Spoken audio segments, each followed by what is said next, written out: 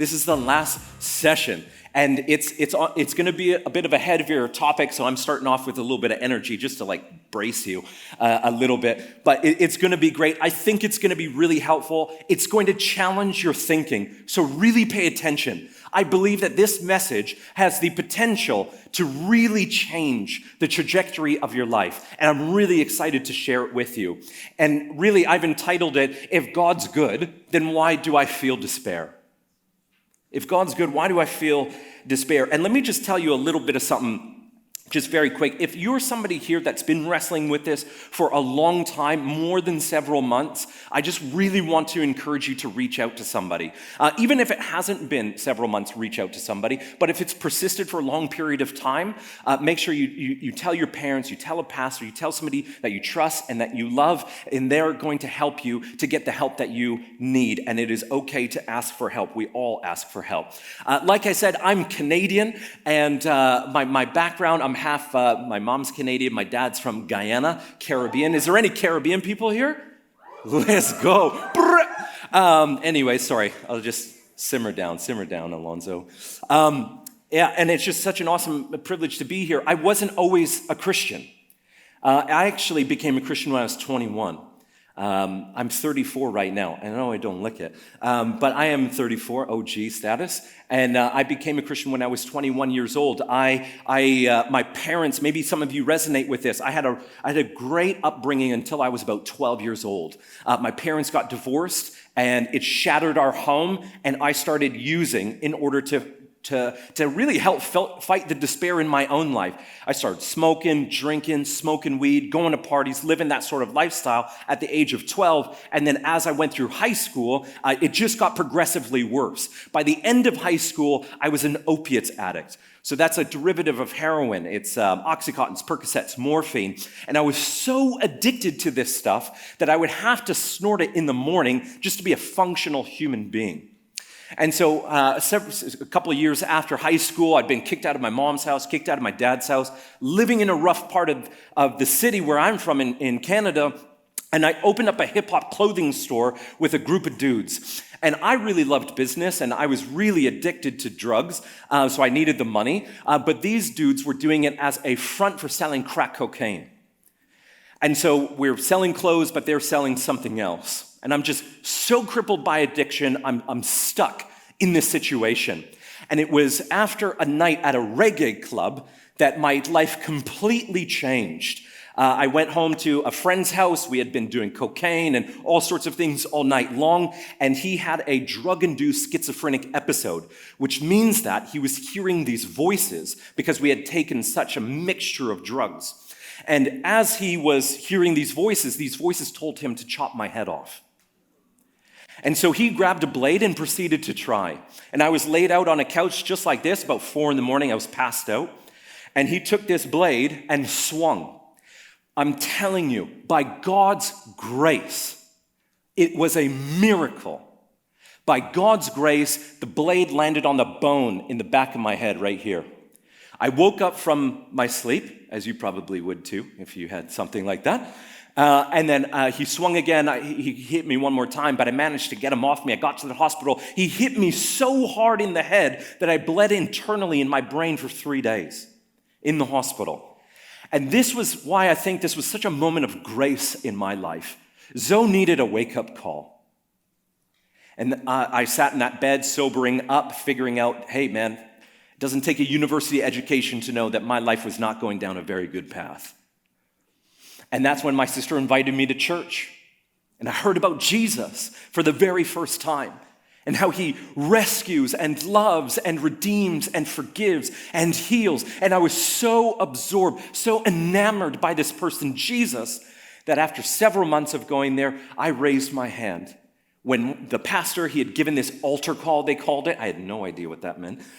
He said, I want to do this. I raised my hand, and I've just for 14 years been raising my hand to Jesus ever since.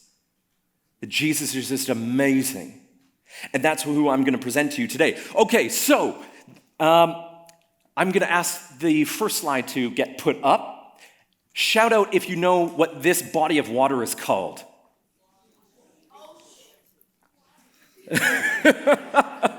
Thank you. I appreciate that. That was a good effort. There's a specific name for this body of water, however. Anyone want to take a shot? Dead Sea. That's right. That's the Dead Sea up there. And it is an extremely salty body of water. It's so extremely salty, in fact, that the only things that can survive there are rare forms of bacteria. And the living conditions, they're so extreme and so brutal that in Arabic they call it the Sea of Death. There's virtually no life in the in the Dead Sea. And it gets this way because it is low and it is landlocked. It's actually the lowest point on planet Earth. I didn't know that, but that's facts. And then it's also landlocked. So that also means that rivers that feed into it, water goes in, but never goes out. And under that hot Middle Eastern sun, the water, it evaporates and it leaves its salt behind, getting more and more salty and more lifeless. Have you ever wondered what is despair? Now, despair is a very tricky word to define because though many of us experience it, we feel it differently. But I think that this picture of the Dead Sea paints a great mental image of what the Dead Sea is like. It is like this low point in life. Like the Dead Sea being extremely salty, when you're feeling despair in your life, it feels like life has lost all of its sweetness. Every other body of water teems with life. Have you ever thought about that? Every body of water teems with life. Probably you haven't thought of that because that's normally what water does. Except for this one. This one, instead of being a habitat, instead of being an ecosystem, the Dead Sea is lifeless. Nothing grows there. Nothing flourishes. And that's what despair can feel like as well. Lifeless. Now think for a moment in your life. Have you ever felt that way? Have you ever felt despair? And judging by some of the questions that have come in already, don't think you're alone if you say, yeah, I have felt despair. This is very common. And all three of these descriptions amount to a sense of hopelessness, loneliness, and meaninglessness. Hopelessness, nothing to look forward in life. Loneliness, that you're alone in the crowd of life. Meaninglessness, no point to life. And here's why this matters to every single person sitting here today. Hopelessness, loneliness, meaninglessness are all destructive to our well-being. Think about it like this. Despair is destructive to our emotions. It can lead to all sorts of different mental health challenges like depression and anxiety. It's destructive to our bodies. Literally, the stress from despair can change you physiologically. And number 3, despair is destructive to our relationships, like things like social isolation and how that can destroy us from the inside. So despair is actually very serious. Here's my argument for you today. So if you're a thinker, I know you're all thinkers. This is my argument.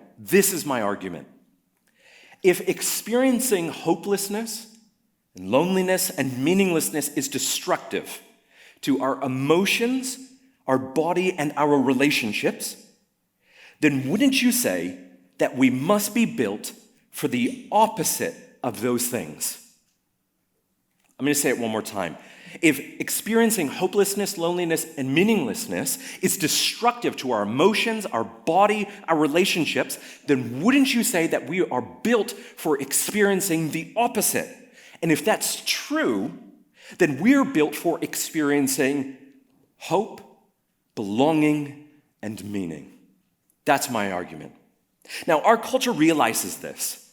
And if you're paying attention, there is a buffet of options out there from our culture to meet these needs that you have. So take 3 voices for example. We have Greta Thunberg, Andrew Tate, and Kim Kardashian. Raise your hand if you've heard of these people before. Come on, somebody. All right, so Greta Thunberg, let's start with her. Environmental activist, as you know, and is admirable for her care of the planet. That's a good thing. That's a right thing to do, whatever your views are on her. And as far as I can tell, Greta is a strong believer in the natural goodness of people and in human progress. You'll hear that all throughout our culture. People are naturally good, and we're going to make progress. Taken together, that is her hope. And in one of her famous speeches, she says this: "I'm telling you, there is hope. I've seen it, but it does not come from the government or corporations. It comes from the people." But as you probably also realize, it's hard not to be skeptical about human progress and human goodness. When you look around our world, just think about this for a second with me. So somebody thinks that our hope is going to be human progress and humans just being good people. But we look out on our world and what do we see? We see things like racism, classism, systematic corruption, sexism, and so many more injustices. Did you know that there are more slaves today than the British Empire ever enslaved? The latest figure is over 40 million people today are enslaved, whether it's the sex industry or some sort of labor force. And at this very moment, an advanced nation, Russia, is marching into the Ukraine, invading it, and doing all sorts of evil while doing it. My point here is real simple, y'all. Your longing for hope is right and good. We do have this deep longing on the inside. Human beings will literally break down if they do not have hope. But if your hope and mine is based on human progress and people naturally being good, then we will without a doubt find ourselves in a state of despair. We need a better hope. Kim Kardashian and Andrew Tate, both enormously influential in our day.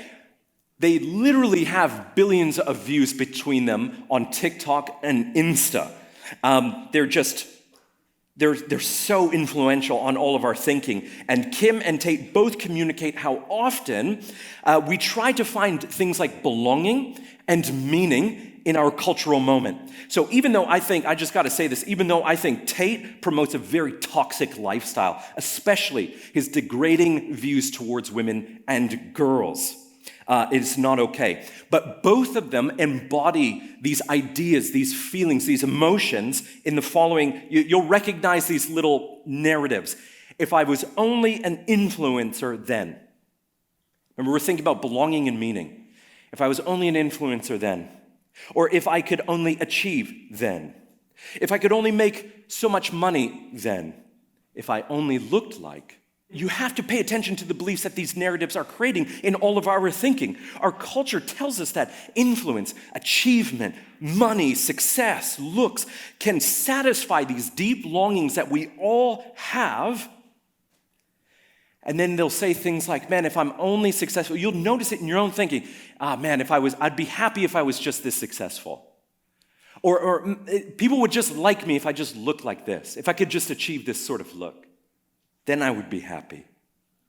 Now, these things aren't wrong in and of themselves. I'm not saying that at all. What I am saying, though, is that problems arise when we take these things as ultimate sources of hope, meaning, and belonging in our lives. And what I mean is this. We'll take looks, for example. And I'll show you how this works.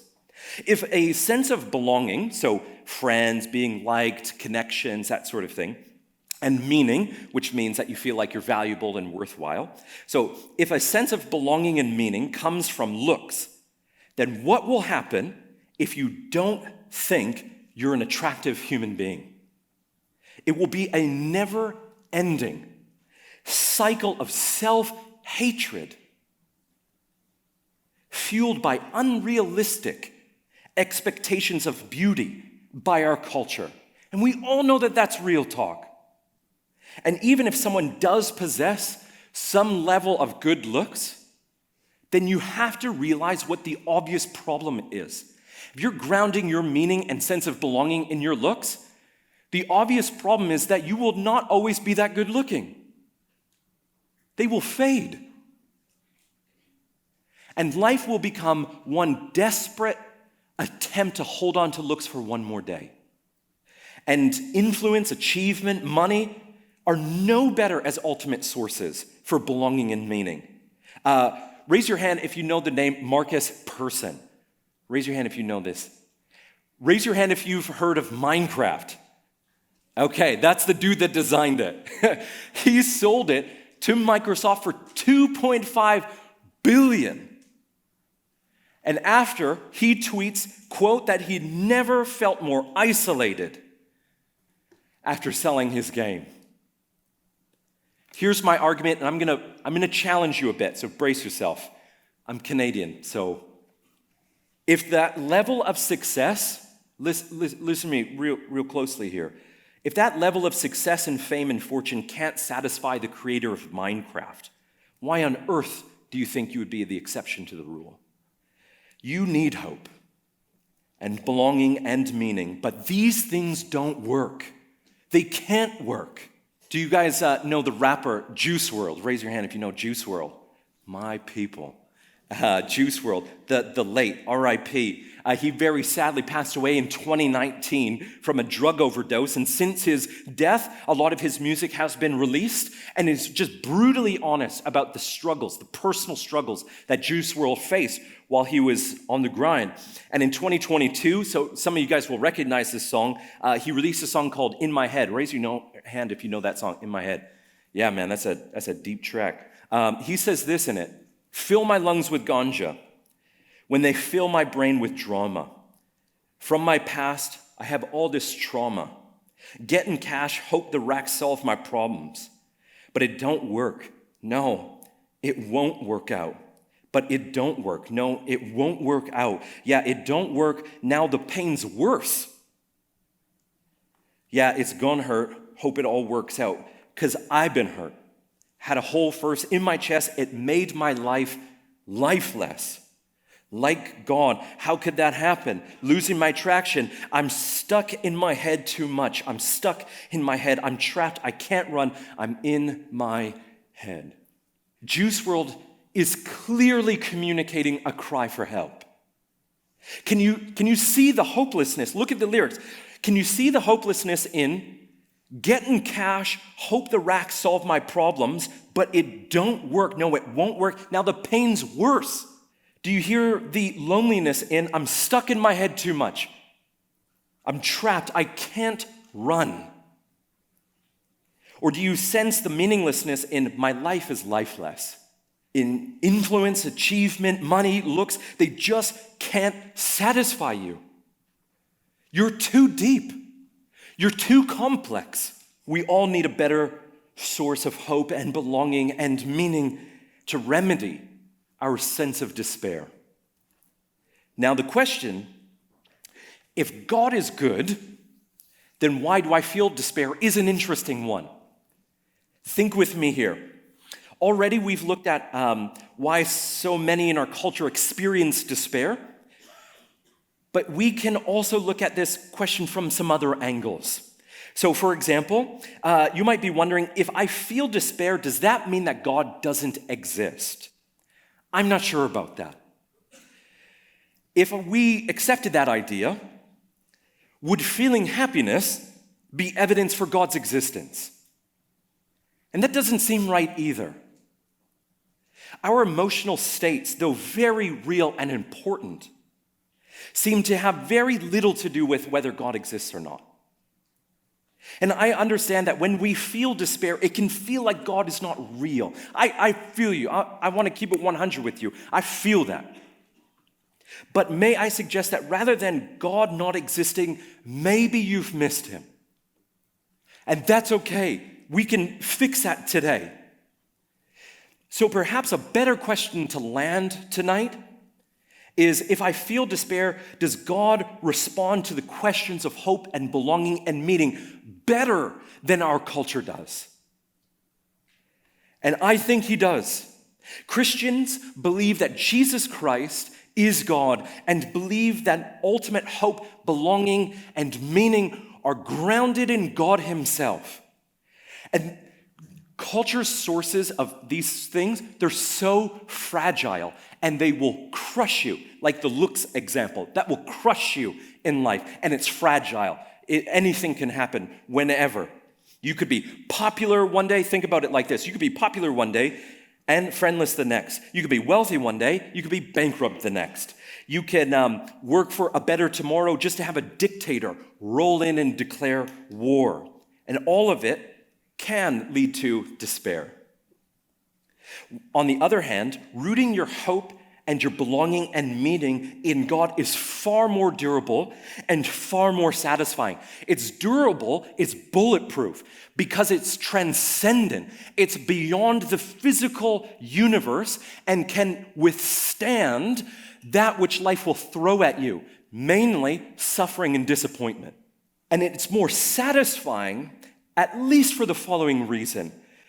Our culture banks on these things satisfying us, our longings, in an uncertain future. They promise, if you just achieve this, if you're just successful enough, if the world just does this, then you'll be happy, then you'll be fulfilled. So it's in this uncertain future. Christianity is different because it's not in some uncertain future, it's in a certain past. In the resurrection of Jesus Christ from the dead. And how does that work? How does Christianity work? This is where I want to land. First hope, then belonging, and then meaning. First hope. According to the Bible, Jesus is the first fruit. Raise your hand if you ever heard that term before. First fruit. Yeah, awesome. For those that aren't Christian and never heard that before, let me explain it. Jesus suffered horribly on the cross. But bad things don't remain bad things forever in Christianity. Bad things can become good things. Marvelous things, in fact, because Jesus who suffered, think about this, because Jesus who suffered the ultimate hope destroyer, death, rose to new life. And for those who trust in Jesus, who place their life in his hands, he is the first, the beginning, the starting point of the new direction that the world is now going in. New life. And the Christian hope is that dead seas can and will become living seas. Next, real quick, is belonging. When you become a Christian, when you place your life in the hands of Jesus, you become a part of his family. You are loved, you belong, and nothing can take that away. Not anything in the world, not public opinion, nothing that can happen to you. Your belonging, your sense of that you are part of a family and belong, it is impossible to destroy that. You are loved and cherished by God. You're part of his family. Lastly, meaning. This is my last point. Holocaust survivor Viktor Frankl, in his book, Man's Search for Meaning, talks about how he did something that gave his life meaning. Have you ever wondered the question, what's the meaning of life? This was it for him. He wrote a book. He was a psychiatrist. He wrote this book on psychiatry. Then, because he lived during the Second World War, the Nazis came in, started arresting people in his neighborhood. So what he did was he took his book, he put it into his jacket, sewed it up, and then when they came to him, because he was Jewish, they took him away to a Nazi concentration camp, a death camp. He actually survived 4 death camps, as a matter of fact. He lined his jacket with his manuscript, this thing that gave his life meaning. And what happened? One Nazi guard found his jacket, found the manuscript, took it, threw it in the fire, and it burned. And his entire life's meaning went up in flames.